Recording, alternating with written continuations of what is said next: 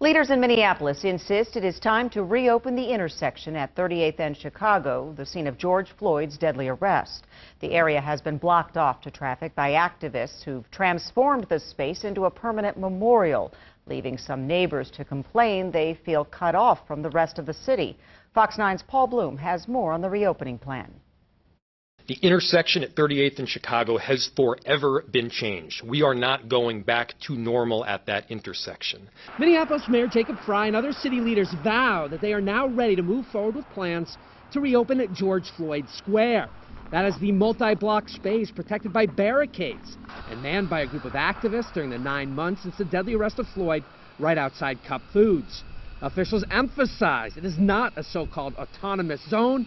Though they report complaints have stacked up, the police are not welcome, making the area dangerous and leaving it isolated from other neighborhoods. 38th and Chicago is not an autonomous zone.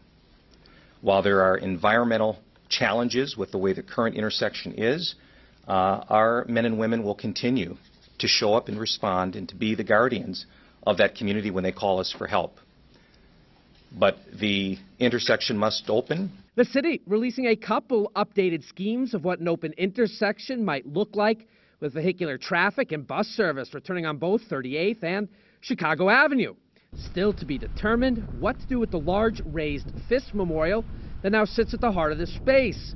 A city survey hoping for some consensus. On Friday, the memorial sat quiet and cold. Attention here soon turning to the courts for justice. 24 days now and counting.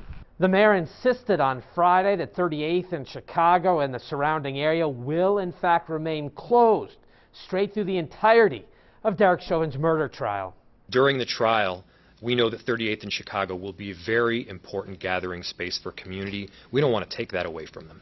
The mayor promising from now until a verdict, the city will provide enhanced services to the area, including snow and ice removal as well as trash collection. He also laid out an ambitious plan to build a bigger and better South Minneapolis neighborhood here in the long run, with racial healing, social justice, and a permanent George Floyd memorial at its core. In Minneapolis, Paul Bloom, Fox 9.